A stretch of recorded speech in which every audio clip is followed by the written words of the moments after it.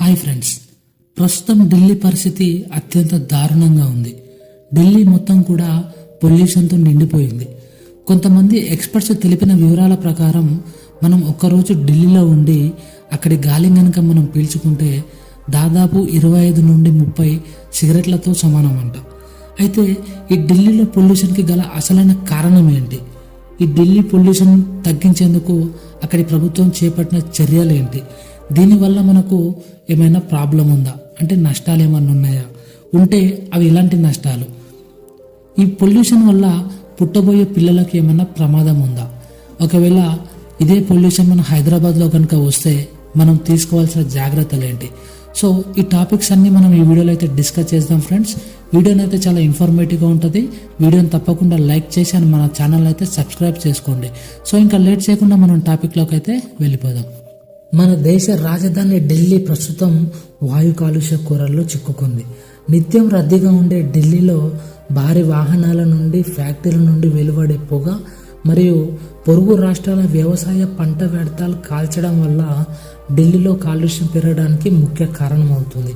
ఇటీవలే వెలువడిన AQI అంటే ఎయిర్ క్వాలిటీ ఇండెక్స్లో దాదాపు 600 పాయింట్లు దాటడం ప్రమాదకరంగా మారింది. వాయు కాలుష్య తీవ్రత వల్ల పుట్టే పిల్లల బరువు తక్కువగా ఉంటుందని అండ్ గుండె సంబంధిత వ్యాధులు మరియు కంటి సంబంధిత సమస్యలు ఎదురవుతాయని అక్కడి నిపుణులు చెప్తున్నారు. అయితే ఈ కాలుష్యం నుండి బయటపడడానికి ప్రభుత్వం కొన్ని చర్యలు అయితే చేపట్టింది. అందులో భాగంగానే మొదటిది సరి మరియు బేసి విధానం. దీనిని మెక్సికో దేశంలో మొదటైతే ప్రవేశపెట్టారు. ఈ విధానంలో వెహికల్ రిజిస్ట్రేషన్ నంబర్లో చివరి ఉన్న నంబర్ సరి సంఖ్య అయితే ఒకరోజు అండ్ బేస్ సంఖ్య అయితే మరొక రోజు వాహనాలను అయితే రోడ్లపైకి అనుమతిస్తారు. సో దీని ద్వారా ఏంటంటే రోజు రోడ్లపైన తిరిగే వాహనాల సంఖ్య అనేది ఎంతో కొంత తగ్గుతుంది. సో దీనివల్ల పొల్యూషన్ అయితే మనము అరికట్టవచ్చు. సెకండ్ది వచ్చేసి భారీ వాహనాలపైన నిషేధం ప్రకటించారు.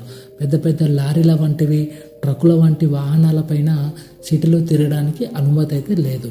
సో వీటి వల్ల కూడా మనము పొల్యూషన్ అయితే అరికట్టడానికి చాలా ఛాయిసెస్ అయితే ఉంటాయి.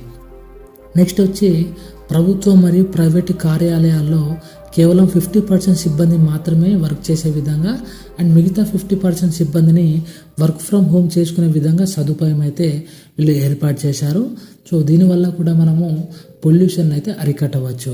అయితే ఢిల్లీలో కొన్ని ముఖ్యమైన నిర్మాణాలు మినహా మిగతా అన్ని నిర్మాణాలపైన మరియు కూల్చివేతలపైన వీళ్ళు పూర్తి నిషేధం అయితే ప్రకటించారు. సో దీనివల్ల కూడా మనము పొల్యూషన్ అయితే కంట్రోల్ చేయవచ్చు. దేశ రాజధానిలో కాలుష్య నివారణ కోసం ప్రజెంట్గా కొన్ని మొక్కలు నాటడం మరియు భారీ వృక్షాలను సంరక్షించుకోవడం వంటి పనులను అయితే ప్రభుత్వం ఆల్రెడీ స్టార్ట్ చేసింది. రోడ్లపైన దుమ్ము ధూళి ఉండకుండా వాటర్ ట్యాంకర్ల సహాయంతో వీధులలో నీళ్ళని అయితే చల్లడం జరుగుతుంది. అయితే ఫ్రెండ్స్, కొన్ని సర్వేల ప్రకారం ఢిల్లీ తర్వాత మన హైదరాబాద్లోనే వాయు కాలుష్యం పెరిగిందని సర్వేలు చెప్తున్నాయి. కాబట్టి మనం కూడా కొన్ని జాగ్రత్తలు అయితే తీసుకోవాలి.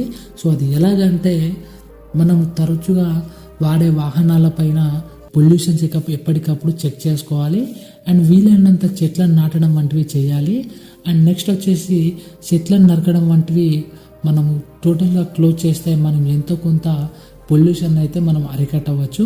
సో ఫ్రెండ్స్, మనం అందరం కాలుష్య నివారణ చర్యలు చేపడదాం, మన భావితరాలను బతకనిద్దాం.